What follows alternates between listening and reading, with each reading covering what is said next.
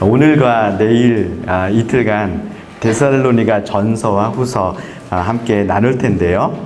우리가 데살로니가 전서와 후서 내용으로 들어가기 전에 먼저 우리 데살로니가 전후서 내용을 잘 이해하기 위해서 먼저 배경에 대해서 한번 보도록 하겠습니다.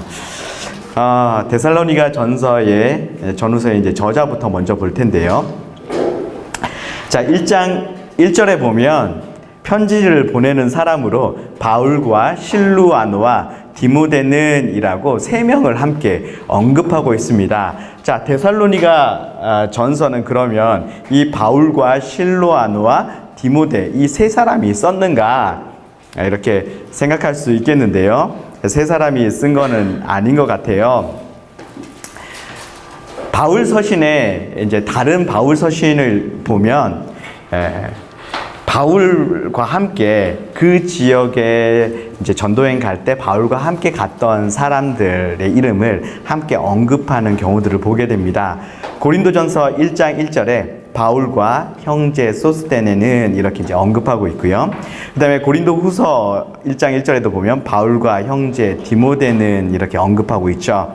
자, 그 다음에 빌립보서 1장 1절에도 바울과 디모데는, 그리고 골로새서 1장 1절에도 바울과 형제 디모데는, 빌레몬서에서도 바울과 형제 디모데는 이렇게 언급하고 있습니다. 이렇게 언급하는 경우에 함께 바울과 함께 그 지역을 함께 갔던 경우에 우리가 다 같이 나뿐만 아니라 나와 함께 그때 사역했던 그 모든 사람들이 너희를 격려하고 지지하고, 이게 나만의 어떤 메시지가 아니라 우리가 다 같이 너희들에게 이렇게 살았으면 좋겠다라고 하는 어떤 메시지다 해서 이제 격려하고 더 힘을 실어주고, 또 이제 그래서 바울의 편지에 좀 더 신뢰성과 또 진실성을 높이기 위해서 이렇게 함께 언급하는 경우들이 많이 있거든요.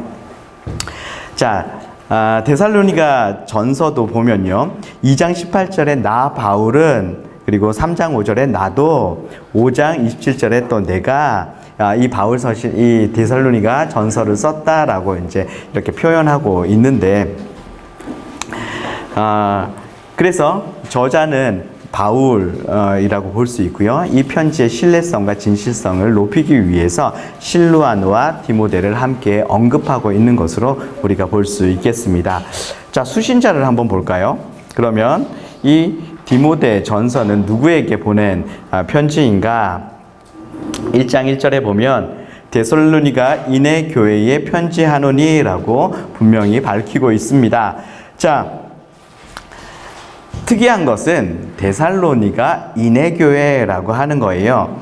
바울이 대개 교회를 언급할 때, 로마서를 쓸 때 로마에 있는 교회에 편지한다 이렇게 표현하고 있고요. 그리고 고린도 교회에 편지할 때는 고린도에 있는 교회에 편지한다 이렇게 얘기하고 있어요.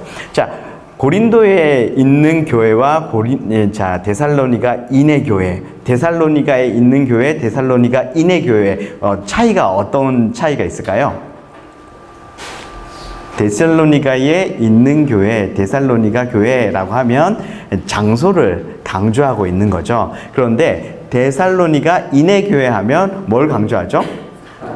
사람. 이 교회의 구성원을 강조하고 있는 것을 보게 됩니다. 자, 그러니까 데살로니가 인해 교회 하면 이 교회의 구성원들이 어떤 사람이라는 거예요? 데살로니가 인이라고 하는 거죠. 이방인이라고 하는 거예요. 자, 이 데살로니가에서 이제 전서를 쭉 보다 보면 그래서 이 수신자가 이방인이구나라고 하는 것들을 이제 캐치할 수 있는 이제 여러 이제 구절들이 있는데, 특별히 2장 14절 말씀에 보면 너희가 그리스도 예수 안에서 유대에 있는 하나님의 교회들을 본받은 자 되었으니 그들이 유대인들에게 고난을 받음과 같이 너희도 너희 동족에게서 동일한 고난을 받았느니라. 자, 여기에서도 보면 데살로니가 교회 성도들을 유대인과 구분해가지고 너희 동족 이렇게 표현을 하고 있습니다. 그러니까 유대인이 아닌 이방인이라고 하는 것을 우리가 잘 알 수 있겠죠. 자, 그러니까 이 데살로니가 전서는 사도 바울이 편지를 쓰고 있고요. 그리고 그때 함께 갔던 실루아노와 실라를 말하는 거죠. 실라와 디모데를 함께 언급을 하고 있습니다. 하지만 이제 저자는 이 편지를 쓰는 사람은 바울이다라고 하는 거고요. 자, 수신자는 데살로니가 인의 교회, 데살로니가 인으로 이루어져 있는 그 교회에 편지한다라고 하는 것을 우리가 알 수 있겠습니다.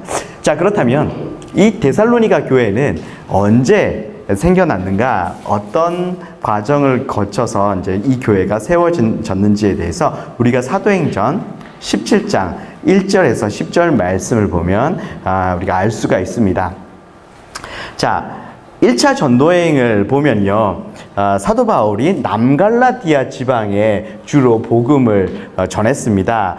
남갈라디아 지방에 사도 바울이 이제 복음을 전할 때 굉장히 고난을 많이 받았어요. 그래서 돌에 이제 막 맞기도 하고, 루스드라에서 돌에 맞기도 하고, 그래서 거의 죽을 뻔하기도 하고, 그래서 정말 힘들게 복음을 전했어요.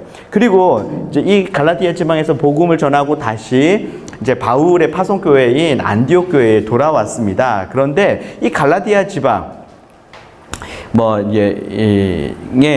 유대주의자들이 와가지고, 야, 바울이 전한 것처럼 그렇게 예수님만 믿는다고 구원받을 수 있는 게 아니야. 할례도 행하고, 그리고 율법도 지켜야지 구원받을 수 있어. 이렇게 이제 주장하는 유대주의자들이 있었다고 하는 거예요. 그 소식을 듣고 사도 바울이 이 안디옥에서 남갈라디아 지방으로 이제 갈라디아서를 써가지고 보냈습니다. 자, 그런데 이와 동일한 문제가 어디에서 또 일어나요?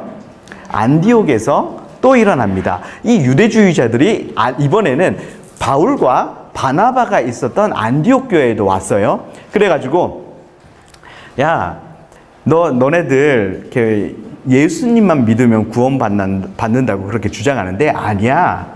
예수님만 믿는다고 구원받는 게 아니라 율법도 지켜야지, 할례도 행해야지 구원받는 거야. 그러니까 그 교회에 바울과 바나바가 있었잖아요. 그러니까 바울과 바나바가 아니야, 예수님만 믿으면 구원받을 수 있어. 그렇게 해서 서로 논쟁이 벌어졌어요, 안디옥 교회에서. 근데 이게 결론이 안 나는 거예요. 서로 입장이 팽팽해가지고 결론이 안 났습니다. 그래가지고 어떻게 했냐면, 자, 그러면 예수님의 직계 제자들이 있는 예루살렘에 가서 이 문제에 대해서 그 예수님의 제자들하고 한번 이렇게 논의를 한번 해보자. 그리고 결론을 내리자. 그래서 바울과 바나바와 다 같이 해가지고 어디로 가냐 하면 예루살렘 교회로 내려갑니다. 그래서 예루살렘, 49년 예루살렘에서 예루살렘 공의회를 하게 되죠. 자, 그 공의회에서 이제 결론을 어떻게 내리냐면, 그 공의회, 그 회의를 이제 야고보가 인도를 했었는데, 야고보가 어떻게 결론을 내리냐면, 예수님만 믿으면, 할례 행하지 않아도, 율법 지키지 않아도 예수님만 믿으면 구원받을 수 있다라고 결론을 내립니다.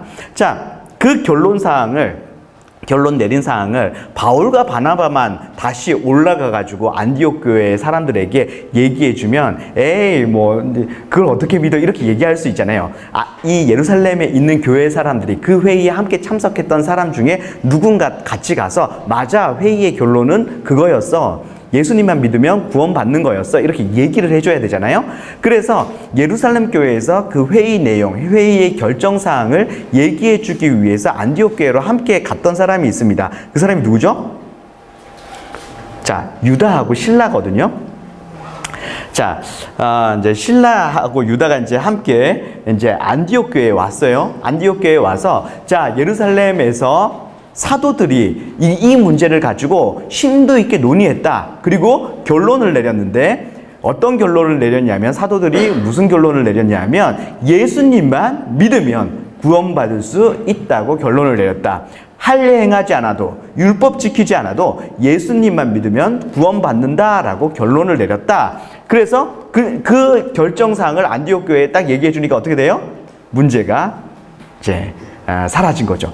자, 그 다음에 2차 전도행을 떠나려고 그러는데, 1차 전도여행 때 이제 마가가 중도에 포기를 했잖아요. 전도여행 중간에 포기를 했는데 마가가 또 따라가겠다고 그러는 거예요. 그래서 바울하고 바나바가 이제 입장이 갈리는 거예요. 바나바는 워낙 성품이 좋고 그리고 이제 또 긍휼이 많고 막 그러다 보니까 또 이 이름 자체가 이제 이 권위의 사람, 이렇게 사람을 세우는 그런 사람이다 보니까 마가를 데리고 가자. 바울은 안 된다. 바울은 이렇게 사나이거든, 사나이. 원웨이. 그래서 중간에 포기한 그런 사람 우리가 데리고 갈 수 없다. 그래서 바울과 바나바가 거기서 갈라서게 되거든요. 그래서 이제 바울이 누구를 데리고 가냐 하면 이제 신라, 이 예루살렘에서 이 결정했던 그것을 이제 알려주기 위해서 안디옥 교회에 올라왔던 사람이 신라잖아요. 그 신라를 데리고 이제 전도여행을 가는데, 자, 바울이 이제 2차 전도여행 때 신라를 데리고 전도여행을 가는데 어디부터 갈까요? 어디부터 갈 것 같아요? 지금 문제가 일어나고 있는 곳이 있잖아요. 그 전에 1차 전도여행 때 남갈라디아 지방을 전도여행을 갔다 왔단 말이에요. 근데 그 남갈라디아 지방에 어떤 문제가 있었다 그랬죠? 이 유대주의자들이 와가지고 예수님만 믿는다고 구원받는 게 아니야. 할례도 행하고 율법도 지켜야 돼. 이렇게 이제 얘기하면서 갈라디아 교회를 막 흔들어 놨단 말이에요. 그래가지고 바울이 신라를 데리고 이 남갈라디아 지방, 더베, 루스드라, 뭐 이제 이고니온 이런 지역으로 이제 신라를 데리고 갑니다.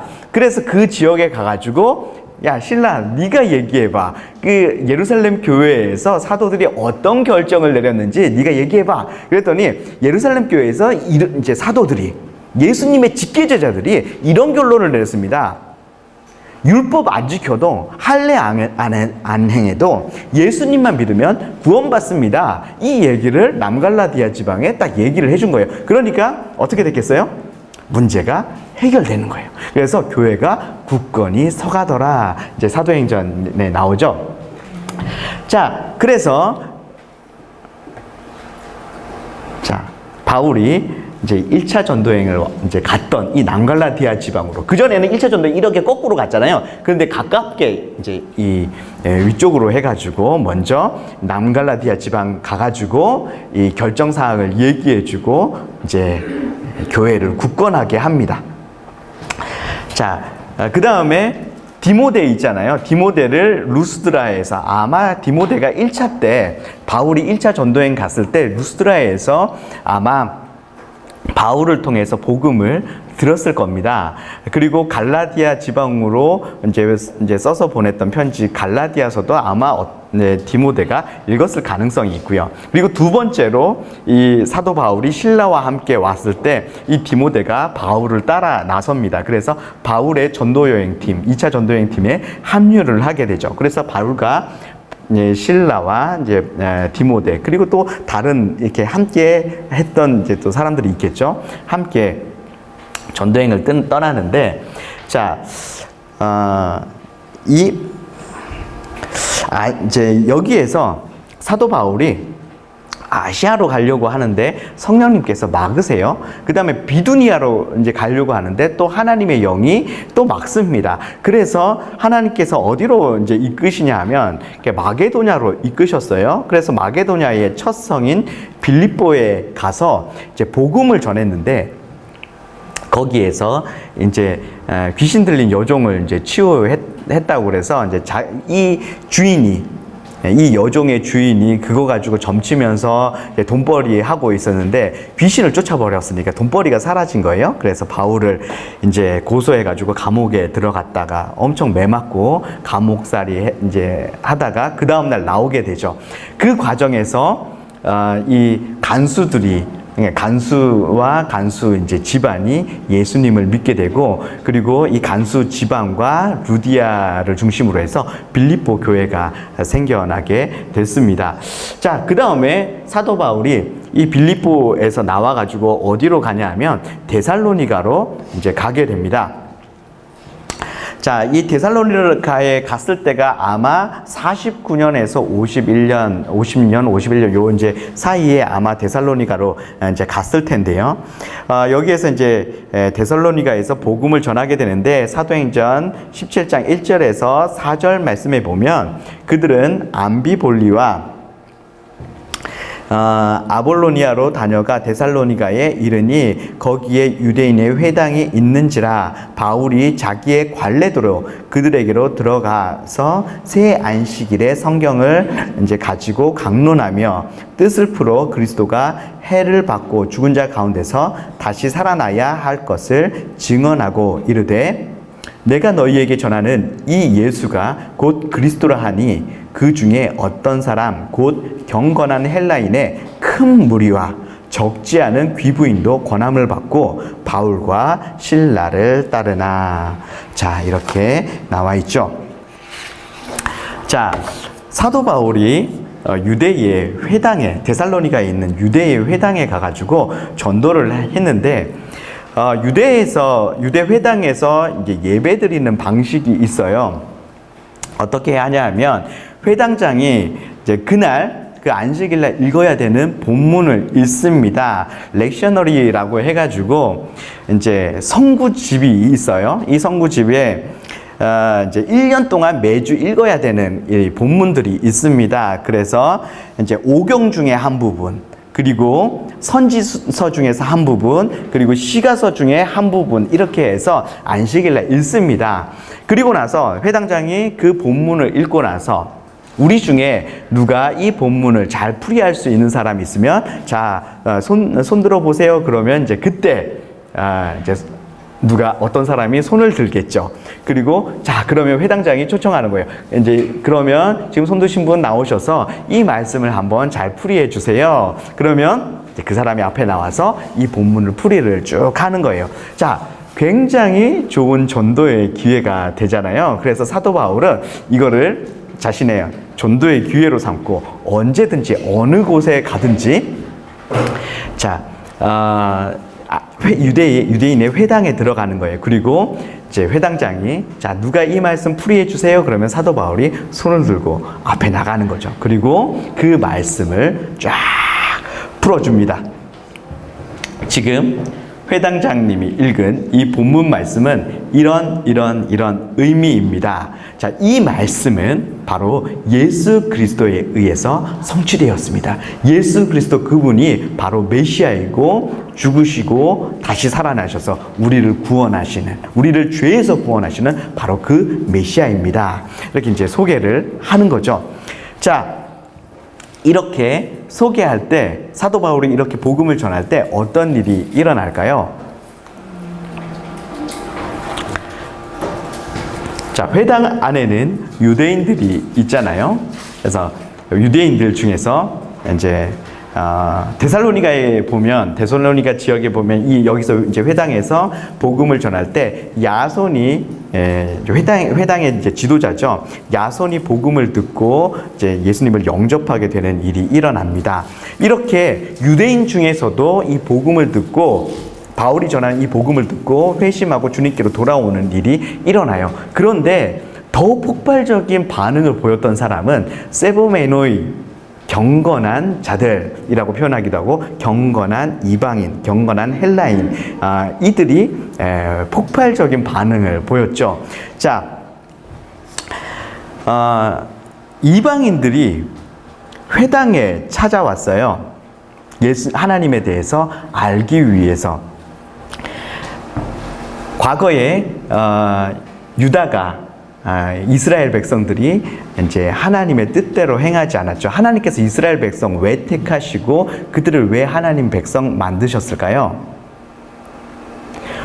자, 하나님께서 이스라엘 백성과 언약하실 때 보면요, 온 세계가 다 내게 속하였으니 온 세상이 다 하나님 거라고 하는 거예요. 그런데 내가 너희들을 특별히 더 내 것 만든 이유가 있는데, 너희들을 특별히 더 내 것 만든 이유는 뭐냐 하면 너희를 제사장 나라 만들어서, 제사장이 뭐예요?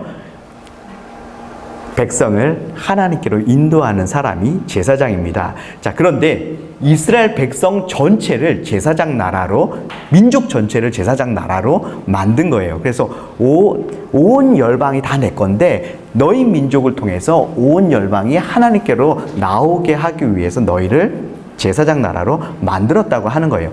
그런데 이 제사장 나라로 하나님께서 부르신 이스라엘 백성이 하나님을 나타내는 삶을 살아야 되거든요. 하나님이 얼마나 거룩하신 분인지, 하나님이 얼마나 사랑이 많으신 분이신지 그렇게 나타내면서 살아야 되는데, 이놈의 이스라엘 백성이 하나님을 나타내려고 특별히 뽑아놓은 이스라엘 백성이 열방보다 더 죄를 행하고 더 악하게 살아간단 말이죠. 그리고 자기네가 제사장 나라라고 하는, 열방을 하나님께로 인도해야 된다고 하는 그 사명을 가진 존재라고 하는 것을 까맣게 잊고 있는 거예요.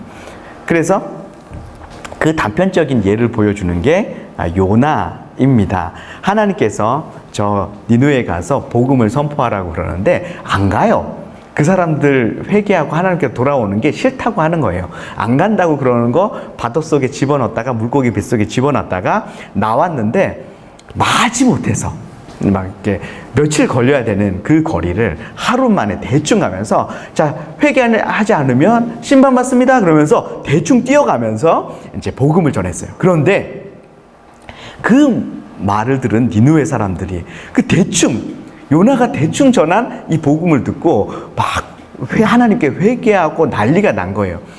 요나는 이 니느웨 사람들이 회개 안 했으면 좋겠다고 생각하고 있었거든요. 그래서 하나님의 심판 받았으면 좋겠다고 생각하고 있었는데, 회개하고 하나님께로 돌아오니까 요나가 짜증이 확 났어요. 그래서 하나님이 어찌나 긍휼도 많고 이제 어찌나 인자하신지 저런 것들도 다 용서해주고 막 이러면서 비아냥거리면서 막 있는 거예요.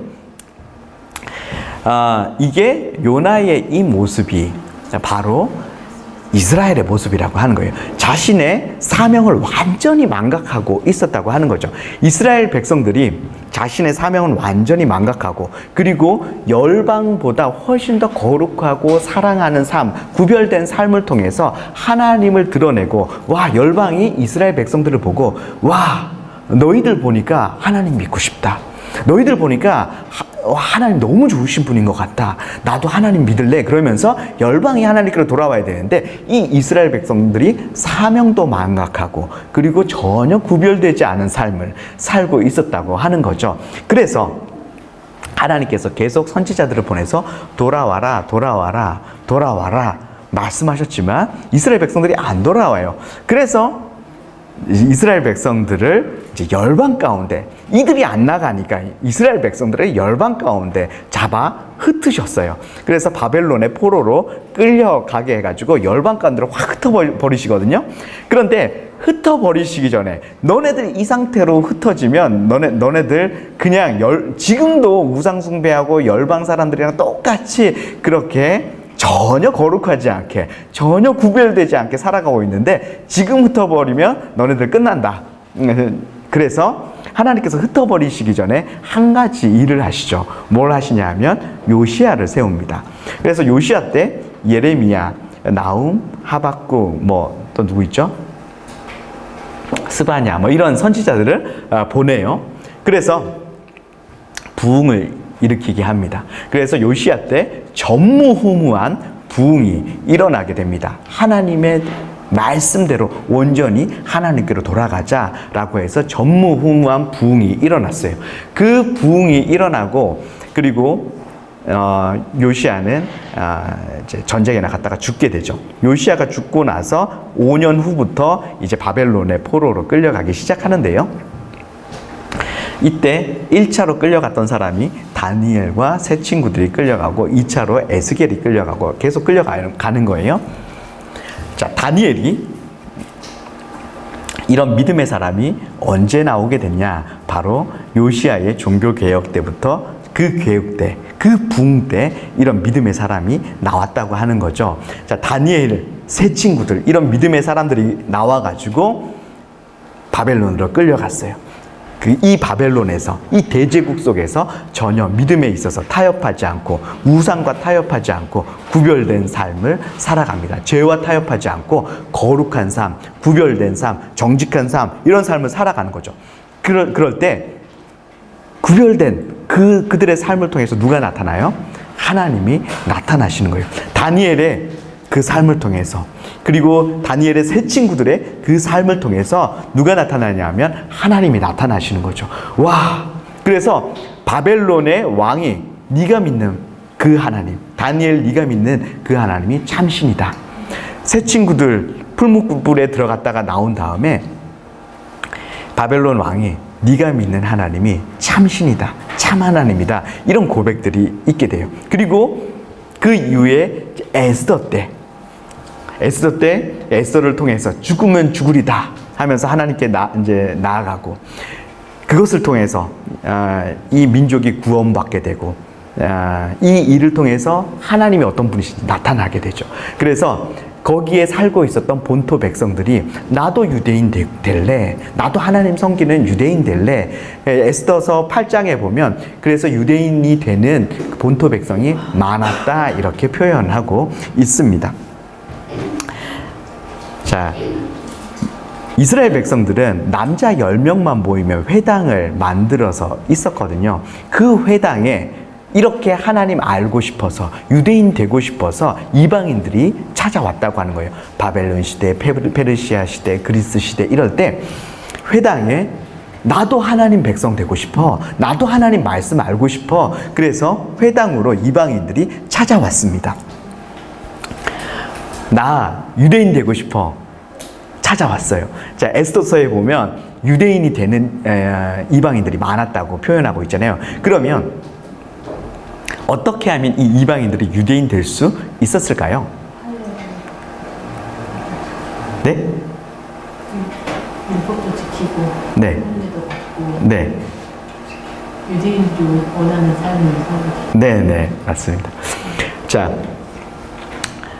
이방인이 유대인 되겠다고 이제 회당에 찾아오잖아요. 그러면 이제 보통은 일반적으로 3번 정도를 거절합니다. 안 됩니다. 당신 유대인 될 수 있는, 하나님 백성 될 수 있는 길은 없습니다. 당신 죽었다가 다시 유대인으로 태어나지 않는 이상은 당신이 하나님 백성 될 수 있는 길은 없습니다. 이렇게 얘기해요. 그럼 가겠죠. 다시 찾아와요. 저 정말 하나님 백성 되고 싶습니다. 하나님 알고 싶습니다. 안 됩니다. 당신 죽었다가 다시 태어나면, 그때 유대인으로 다시 태어나면 됩니다. 하지만 이방인으로서는 구원받을 수 있는 길이, 하나님 백성 될 수 있는 길이 없습니다. 돌려보내요. 3번째 또 와요. 저 하나님 백성 되고 싶습니다. 안 됩니다. 당신 이방인으로서는 하나님 백성 될 수 있는 길이 없습니다. 죽었다가 다시 유대인으로 태어날 때, 그러면 이제 유대인만 하나님 백성 될 수 있고 구원받을 수 있습니다. 이 사람이 다시 4번째 찾아오죠. 그러면 회당의 지도자는 이렇게 얘기합니다. 그러면 우리 죽었다가 다시 유대인으로 태어나는 의식을 합시다. 물이 어떤 의미를 갖냐면요, 죽음과 생명 2가지 의미를 동시에 갖습니다. 바다, 홍수, 죽음을 의미하거든요. 샘물, 강, 비, 이런 거는 생명을 의미합니다. 그래서 죽음과 생명을 동시에 의미하는 게 물이거든요. 그래서 물 속에 잠기는 거예요. 나는 죽습니다. 나 이방인으로서 나는 이제 죽습니다. 물 속에 들어가요. 그리고 나올 때는 나는 이제 유대인으로 다시 태어났습니다 하면서 나오는 거예요. 이게 뭐예요? 그렇죠. 세례입니다. 그래서 내가 이방인으로 죽고 이제 유대인으로 다시 태어납니다. 과거에 이방인으로 살았던 나의 모든 삶의 방식을 다 버리고 이제 유대인의 삶의 방식, 말씀대로, 율법대로, 말씀대로 사는 유대인으로 다시 태어났습니다 라고 하면서 세례를 받습니다. 그리고 할례를 받죠. 그런데 이방인들이 유대인으로 이렇게 사는 게 쉽지가 않잖아요. 그렇죠? 그래서 유대인이 되겠다고 해서 세례받고 할례받는 그래서 유대인이 되는 이제 이방인. 그 사람은 더 이상 이방인이 아니죠. 유대인이 됐으니까. 유대인이 있고, 그냥 아직 세례받지 않고 할례받지 않은 상태의 이방인이 존재한다는 거예요. 아직 유대인으로 이제 개종하진 않았지만 하나님의 말씀 알고 싶어서 회당으로 찾아왔던 많은 이방인들이 있었다라고 하는 겁니다. 그런데 사도 바울이 데살로니가 회당에서 복음을 전하는데, 사도 바울은 늘 이제 이 회당에서 예배 드리는 이 방식을 자기의 전도의 기회로 삼아가지고 회당장이 얘기하자마자, 누가 이 본문 풀어달라고 얘기하자마자 번쩍 손을 들고 나오는 거예요. 그래서 지금 이 본문은 바로 예수 그리스도에 의해서 성취됐다고 하면서 복음을 막 선포를 하는 거죠. 자, 이 복음을 듣고 누가 가장 열렬히 이제 반응을 했냐 하면, 원래 태생적으로 유대인, 그리고 이방인인데 유대인 된 사람, 이런 사람들은 어차피 이 사람들은 나는 구원받았어, 하나님 백성 됐는데 뭐 이렇게 이제 생각을 해서, 물론 이 사람들 중에서도 예수님 믿는 사람이 있었지만, 자, 요쪽에는 하나님 알고 싶어서 온 이방인들이에요. 자, 이분들은 다 이방인들인데 이분들은 개종하지 않았기 때문에, 자, 세례받지 않고 할례받지 않았기 때문에 회당 예배에 저분들하고 같이 참석한다고 그래서 똑같이 구원받는 게 아니에요. 이분들은 회당 예배에 아무리 참석하고 아무리 신실하게 예배드려도 여기는 싹 다 구원 못 받는 거예요. 자, 그러면 회당 예배에 참석해도 여기에 계신 분들은 회당에서 입지가 없어요. 뭐 구원도 받지 못하는, 유대인들이 생각하기에 뭐 개돼지, 뭐 이런 이렇게 반려견, 이 정도로 이제 생각하시는 분들이거든요. 그러니까 구원받지 못한단 말이에요. 그런데 사도 바울이 지금 이제 복음을 전하면서 유대인이나 이방인이나 다 예수님만 믿으면 다 구원받습니다. 다 하나님 백성 되고 아브라함 자손 됩니다. 얘기하니까 여기에 계시는 이제 헬라인들이, 이방인들이 너무 기쁜 거예요. 이거는 그야말로 복음인 거죠. 그래서 이분들이 굉장히 폭발적으로 반응하면서 이제 하나님을 믿게 됐다라고 하는 겁니다. 자, 그래서 사도행전 17장 4절 말씀에도 보니까 경건한 헬라인이 큰 무리와 적지 않은 귀부인도 권함을 받고 바울과 실라를 따랐다, 이렇게 말씀하고 있죠. 자, 굉장히 많은 지금 사도 바울이 회당에서 전도하고 있는데, 회당 안에 굉장히 많은 경건한 헬라인들, 이 회당에 참석하고 있는 이방인들을 말하는 거거든요. 이들이 하나님의 말, 이 바울이 전하는 이 복음을 듣고 지금 이제 예수님을 영접하고 이런 일들이 일어났다라고 하는 겁니다. 자, 사도 바울이 데살로니가 회당에서 전도를 하는데, 유대 회당의 대다수는 유대인들이잖아요. 그런데 이들이 사실 사도 바울이 복음을 전할 때 막 이제 복음을 받아들이고 그 복음에 막 감격해서 울고 막 이제 그런 사람들이 있는가 하면, 유대인들 중에서는 또 대다수가 반대하기도 하는 거죠. 그렇긴 뭐가 그래, 예수 믿는다고 다 되는 게 아니야. 유대인들 중에서 반발하고 일어나는 사람들이 이제 분명히 있었던 거죠. 그래서 데살로니가에서도 사도 바울이 복음을 전하는데 유대인들이 반발하고 일어났어요. 그래서 이제 사도 바울을 막 핍박을 하는데요. 이 유대인들이 사도 바울을 핍박하는데, 그 전에 남갈라디아 지방에서 사도 바울이 복음을 전했을 때는 유대인들이 직접 돌을 들고 사도 바울을 쳤습니다. 그런데 데살로니가 지방에서요, 여기에서 사도 바울이 복음을 전할 때는 유대인들이 직접 돌을 들고 바울을 치는 게 아니라 유대인들이 누구를 찾아가냐면 로마의 관원을 찾아갑니다. 그래서 이 로마 관원한테 이제 제소를 하거든요. 왜? 데살로니가에서는 이 유대인들이 직접 돌을 들고 바울을 치지 않고 왜 로마 간원한테 지금 제소를 한 걸까요? 왜 그럴까요?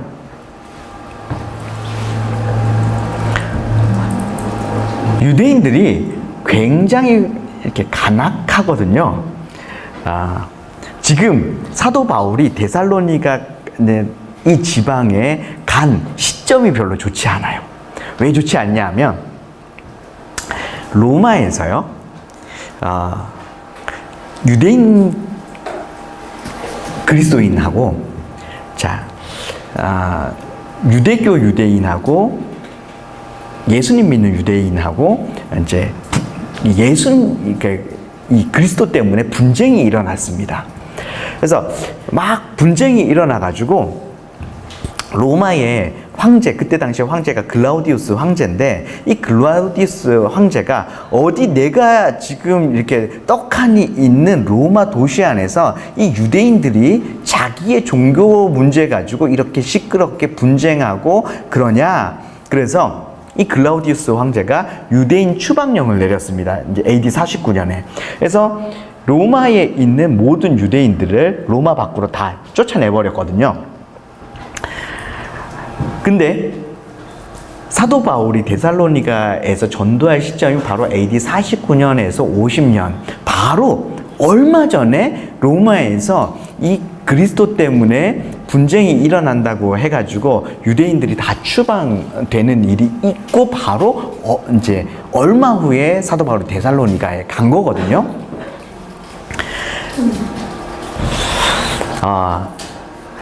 그런데 사도 바울이 복음을 전하는데 예수님이 바로 메시아다, 이제 복음을 전하죠. 유대인들이 로마의 관원한테 제소를 할 때 뭐라고 제소하냐면, 지금 로마에서 그리스도 때문에 추방당했지 않았냐. 근데 그 그리스도를 바울이 전하고 있다. 그리고 사도행전 17장 7절에 보면 가이사 황제의 명령을 거역하고 다른 왕 예수가 있다고 하더라. 이렇게 이제 얘기를 하는 거예요. 지금 시기가 별로 안 좋을 때 이제 지금 유대인들이 로마 관원을 찾아가서 이런 얘기를 하는 거죠. 그리고 데살로니가는요, 지역적인 특성이 있어요. 굉장히 로마에 충성했던 지역이었는데, 데살로니가가 왜 그렇게 로마에 충성했냐 하면요, BC 이제 42년에 안토니우스하고 옥타비아누스하고 브루투스, 이 세 사람이 싸웁니다. 이제 이 안토니우스하고 옥타비아누스 편 돼가지고 이 브루투스하고 이제 싸우거든요. 그런데 이 데살로니가 사람들이 누구를 지지하고 누구 편에 섰냐 하면 안토니우스하고 옥타비아누스 이제 편을 들어주고 이제 지지를 해줬단 말이에요. 그런데 이 악티움 해전에서 이제 전쟁을 했는데 어느 쪽이 이겼냐면 이 옥타비아누스하고 안토니우스 쪽이 이겼습니다. 그런데 이기고 나니까 자기를 지지해주고 후원해주고 했던 이 데살로니가 사람들이 너무 고마운 거죠. 그래서 데살로니가 이 지방을 자유도시로 자치권을 줬습니다. 그래서 지도자를 뽑을 때도 자기네들끼리 투표해가지고 지도자를, 그 도시의 읍장, 그 폴리타크라고 하는 이제 읍장도 뽑고 이런 거를 할 때 도시 자체적으로 그냥 뽑을 수 있게 해줬어요. 그리고 또 동전도 도시 자체적으로 주주할 수 있었고, 이제 세금에서도 이제 굉장히 면세를 해주고 특혜를 굉장히 많이 줬습니다. 그리고 지리적으로도 이 데살로니가가 비아 에그나티아라고 해가지고 이제 이 그리스를 이제 관통해가지고 아시아 쪽으로 갈 수 있는 이 도로가 데살로니가를 지나고 있었고요. 그리고 이 마게도냐의 이 이제 수도이기도 하면서 이 이제 지리적으로 또 로마로부터 특혜를 받으면서 굉장히 경제적으로 부유한 삶을 이제 살았던 곳이 이 데살로니가 지방이에요. 로마로부터 굉장한 특혜를 받고 있었기 때문에 이 사람들은 로마를 너무나 좋아하는 거예요. 그리고 어쨌든지 로마의 눈에 안 벗어나서 이 특혜를 계속해서 유지하고 싶었던 사람들이 데살로니가 사람들입니다. 그래서 로마에 굉장히 충성하고 로마의 심기를 거스리는 일은 되도록 안 하려고 굉장히 노력했던 곳이 데살로니가였다라고 하는 거죠. 이걸 데살로니가에 살고 있는 유대인들이 그 누구보다도 잘 알고 있는 거죠. 그래서 그 전에 루스드라에서는 그 바울을 직접 돌을 들고 이제 바울을 쳤는데, 여기서는 내 손에 피 안 묻히고도 바울을 깨끗하게 처리할 수 있겠다 이제 생각해가지고 로마의 이제 관원한테 바로 얘기를 합니다. 읍장 폴리타크 읍장한테 바로 얘기해가지고 지금 바울이 로마에서 지금 유대인 추방령이 내려졌는데 그 추방령이 내려진 이유가 그리스도 때문이다. 그런데 바울이 지금 그 그리스도를 전하고 있고 로마의 황제 말고 다른 왕이 있다고 하더라. 그 왕에 대해서 막 전하고 있다. 이렇게 이제 얘기를 한 거죠. 그러니까 사도행전 17장 8절에 보니까 무리와 읍장들이 이 말을 듣고 소동하여, 유대인이 이제 하는 이 말을 듣고 막 이 소동하다 이 말이요, 감정적으로 굉장히 흥분하고 동요가 됐다, 이런 이제 표현이거든요. 그래서 엄청 이제 지금 화가 나가지고 이제 바울을 이제 잡아 죽이려고 하는 거죠. 잡으려고 하는 겁니다. 사도 바울이 지금 사태가 뭔가 심각하다고 하는 걸 이제 사도 바울도 직감을 한 거예요. 바울과 함께 있었던 사람들도 직감을 했고, 지금 이 상황은 그 전에 루스트라에서 돌 맞는 상황하고도 좀 다르고요. 그리고 빌립보에서 감옥에 갇히는 상황하고도 달라요. 빌립보에서 그냥 이제 개인적으로 손에 좀 보게 한 이 문제로 감옥에 들어가는 거랑 지금 이 상황은 다른 왕이 있다고 이렇게 하는 상황이잖아요. 이거는 거의 뭐 이제 국가 반역죄, 내란죄에 해당하는 거기 때문에 이제 지금 잡히면 여기서 사도 바울의 전도행은 끝날 수 있는 거예요.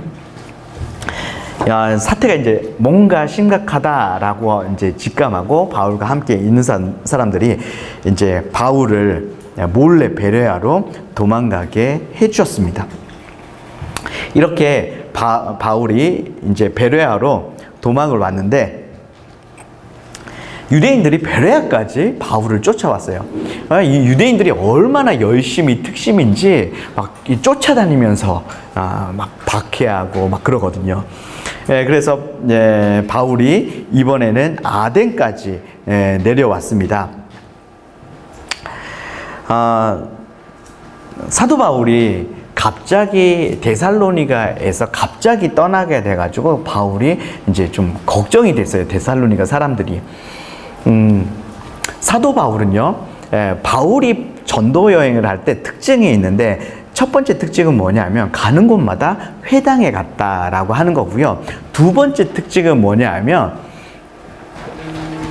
대도시 사역을 했어요. 대도시에서는 사도 바울이 오래 머물렀습니다. 작은 도시에서는 뭐 중소도시 이런 데서는 금방금방 옮겨가는데요. 대도시에서는 굉장히 오랜 기간을 머무는 것을 보게 돼요. 아가야의 수도가 고린도잖아요. 아가야에서 얼마나 있었죠? 1년 6개월 있었잖아요. 그 다음에 소아시아의 수도가 어디죠? 에베소. 에베소에서 얼마 있었죠? 그렇죠. 자, 에베소에서 언제도 한 2년 3개월 이상, 이게 3년 가까이 이렇게 있었어요.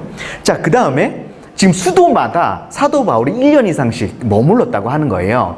그런데 지금 마게도냐의 수도가 어디냐면 데살로니가입니다.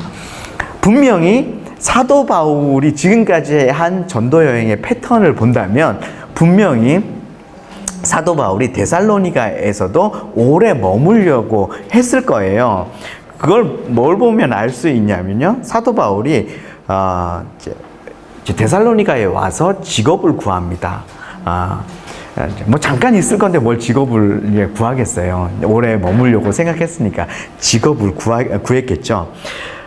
분명히 사도 바울이 데살로니가에서 오래 머물려고 했던 것 같은데 핍박이 와가지고 그것도 이제 웬만한 핍박이면 그냥 있겠는데 여기에서 전도 여행이 끝날 수 있을 것 같은 그런 핍박이 와가지고 어쩔 수 없이 데살로니가에서 도망 나오다시피 해가지고 새 안식일 한 3주 정도밖에 없었던 것 같아요. 새 안식일만 머물러 있다가 쫓기듯이 내려왔습니다. 저도요 이렇게 강의를 하다 보면 누가복음을 제가 지난주에 이제 3일 이제 이렇게 강의를 했는데 누가복음을 지난주에 한 12시간 정도 강의한 것 같아요. 3일 해서. 그런데 제가 다른 곳에서 누가복음을 2시간 이제 강의를 부탁받았습니다. 그래서 2시간 부탁받으면 2시간 분량으로 준비를 하겠죠. 그래서 핵심만 딱딱딱딱 넣어가지고 2시간 동안 누가복음을 강의를 하는 거예요. 그리고 지난주에 강의할 때는 12시간 정도 이제 강의를 하니까 12시간 물론 12시간을 한다고 누가복음 다 할 수는 있는 건 아니지만 그래도 어느 정도 중요한 것들을 생각하면서 이제 구성을 해가지고 12시간 강의에 맞춰서 이제 강의를 하겠죠. 내가 얼만큼 머물러 있으면서 얼마 동안 강의를 할 건지 이제 생각을 하면 거기에 따라서 내 강의할 거를 구성을 한단 말이죠. 사도 바울도 아마 그랬을 거예요.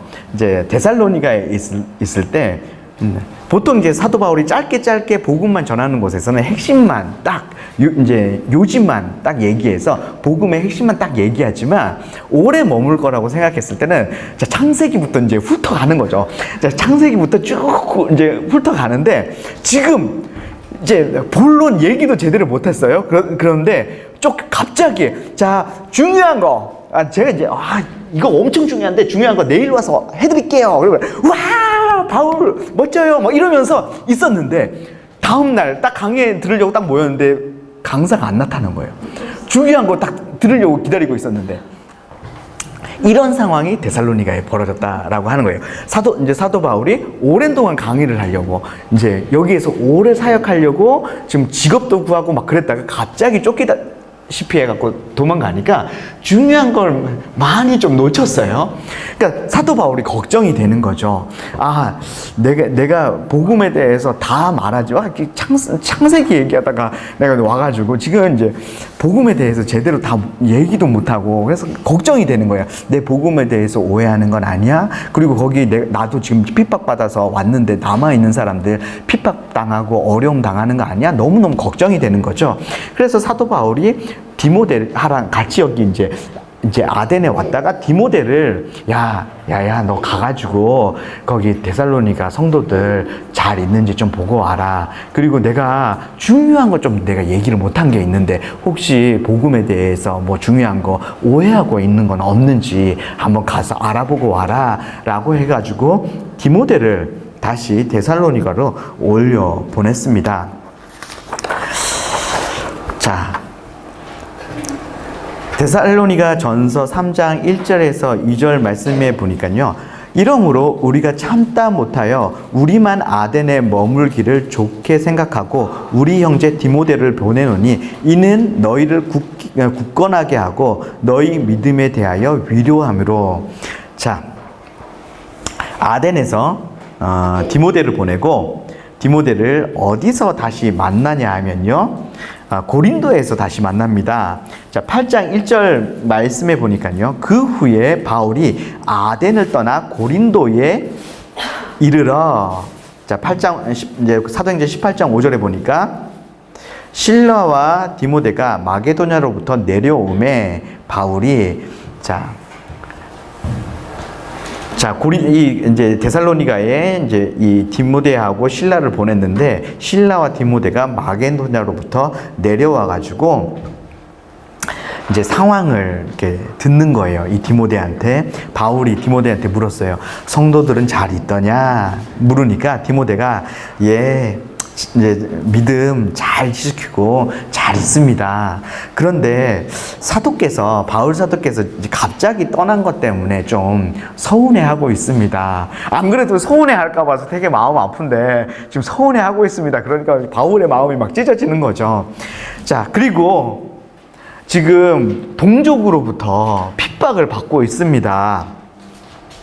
너 이렇게 왜 이 로마에서 문제가 돼가지고 이제 로마의 황제가 그 그리스도 때문에 문제가 돼서 다 유대인 다 쫓아냈는데 그 그리스도를 믿고 있냐? 왜 너 그런 이렇게 로마에 그런 해를 끼치는 그런 종교를 믿고 있냐라고 하면서 동족들이 핍박한다고 하는 거예요. 그 데살로니가인들을 핍박하는 거죠.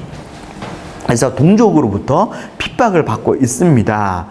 또 그 도시가 원래 좀 음란한 곳이잖아요. 그런데 이들이 또 음란 때문에 과거에 그런 음란한 것으로 이렇게 돌아가는 사람들도 있습니다. 그러니까 사도 바울이 마음이 찢어지는 거죠.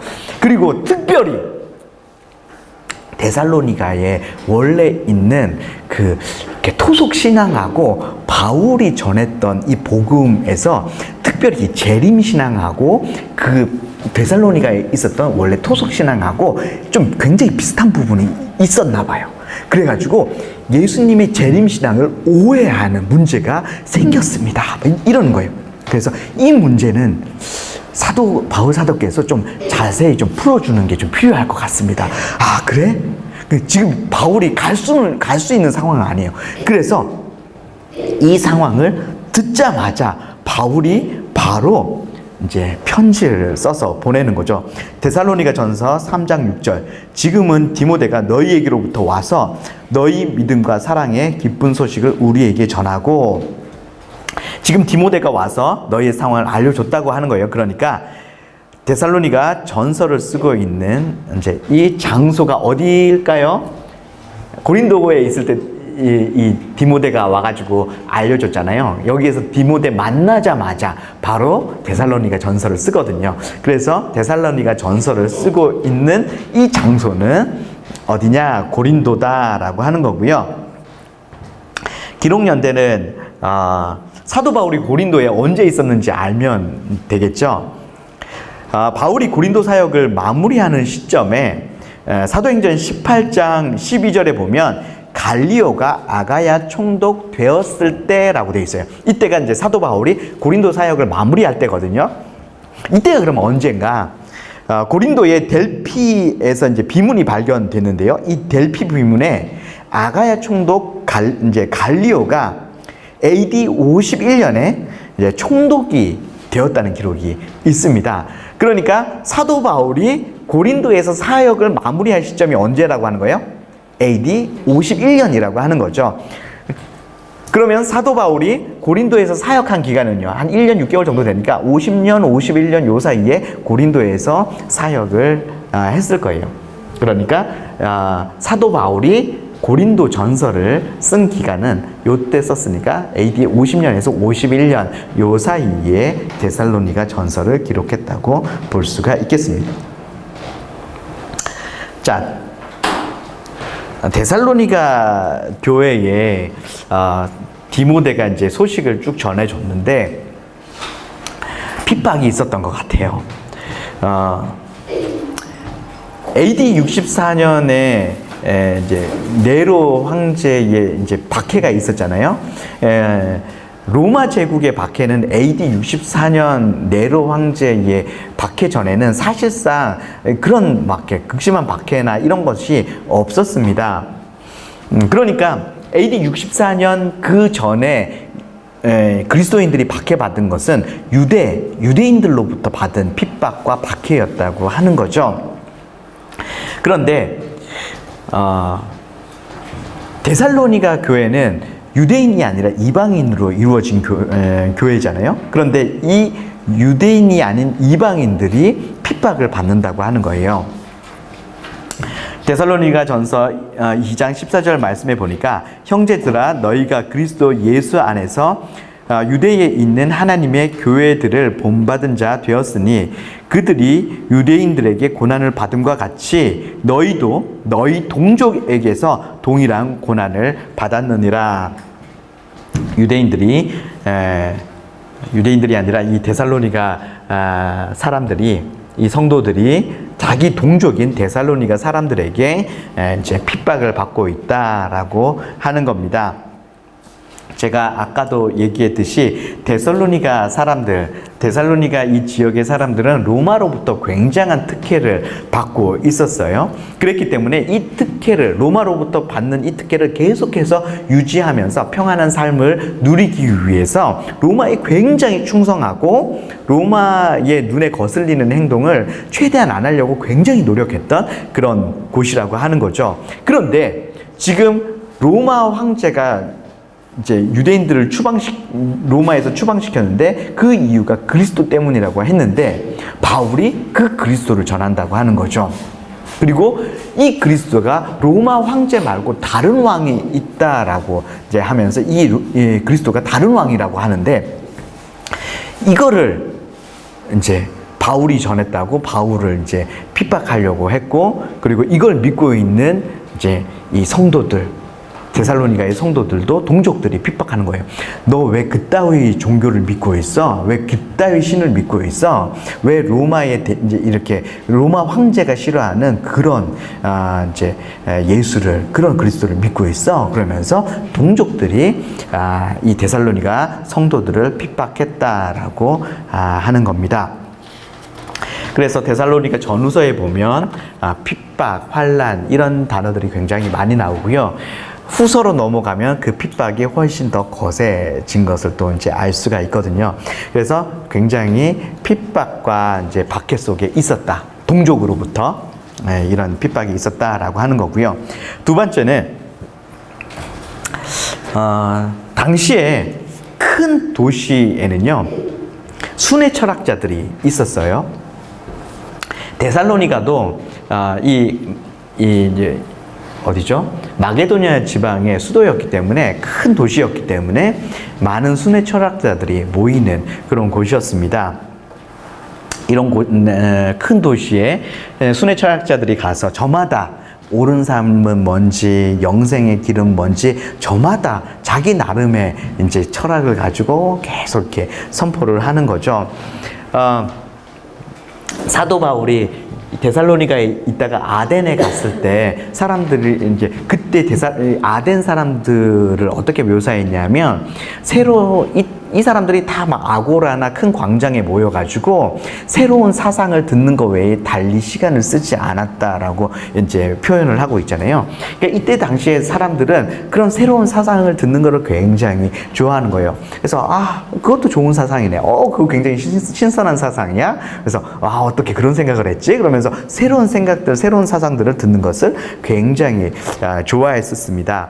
그리고 이 그리스는요 민주주의가 시작된 곳이잖아요. 그래서 이게 뭐 판결을 내릴 때도 배심원 제도로 해가지고 이제 누가 연설을 막 하는 거예요. 이 사람이 죄가 있는지 없는지 막 연설을 해요. 그리고 이제 판결을 내릴 때 다수결로 판결을 하는 거예요. 이 사람이 죄가 있다고 생각하면 손 들어보세요. 죄가 없다는 사람 손 들어보세요. 그래서 이제 이 배심원 제도를 통해 가지고 어떤 사람이 죄가 있을 수도 없고 없을 수도 있는 게 이제 다수결에 의해서 판단이 되는 거죠. 그런데 그 다수결에 의해서 결정하기 전에 연설을 하는 거예요. 그래서 이 연설을 굉장히 잘하면 죄가 있을 수도 있고, 이제 사람들의 마음을, 연설을 막 잘해가지고 사람들의 마음을 잘 움직여가지고 이제 손을 많이 들게 하면 뭐 이렇게 죄 있는 사람이 죄가 없어질 수도 있고 막 이런 상황들이 벌어지는 거죠. 그래서 이때 당시에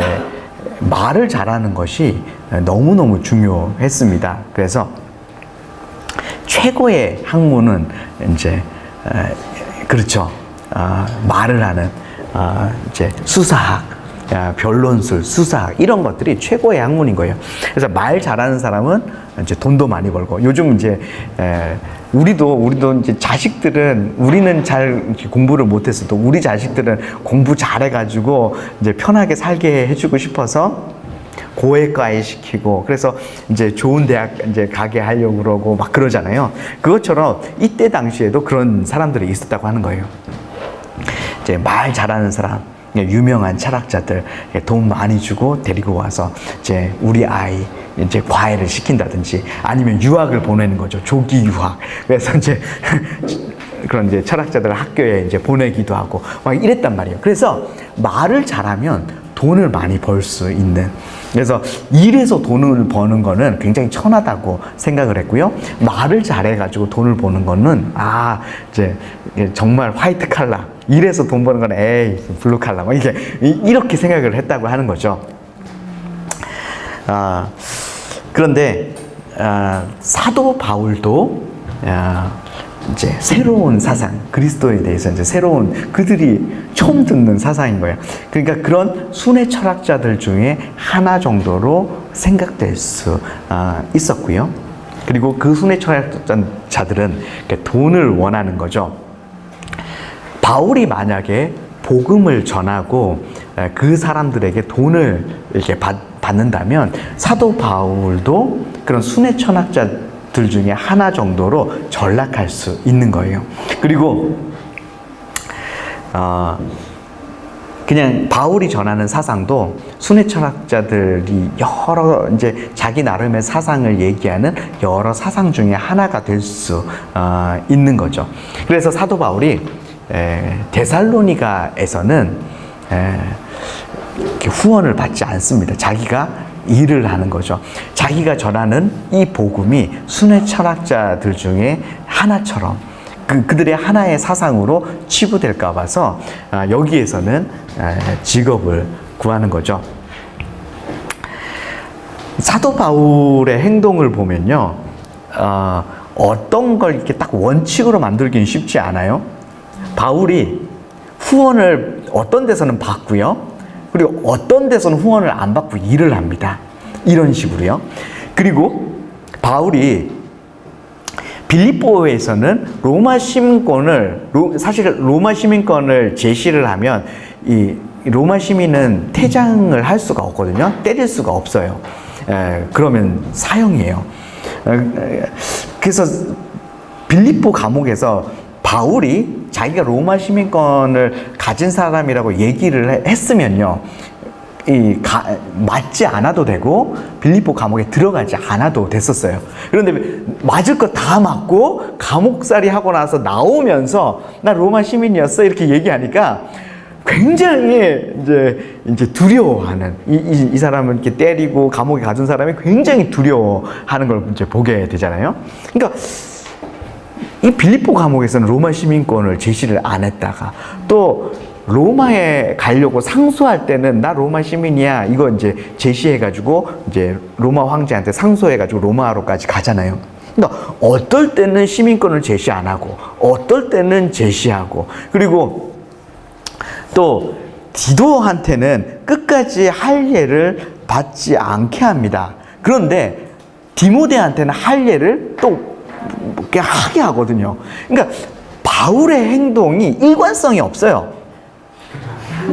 굉장히 일관성 없는 그런 사람이에요. 어떤 때는 할례 받겠다가 어떨 때는 막 할례 하지 말게 했다가 어떨 때는 이 시민권을 제시했다가 어떨 때는 시민권을 제시하지 않고 어떨 때는 이렇게 일을 했다가 어떨 때는 일하지 않고 후원을 받았다가 뭐 이러는 거죠. 굉장히 혼란스러워요. 그런데 행동에는 일관성이 없지만 바울의 중심에는 일관성이 있는 거예요. 복음을 위해서, 하나님을 위해서는 이런 모양을 취하기도 하고 저런 모양을 취하기도 한다라고 하는 거죠.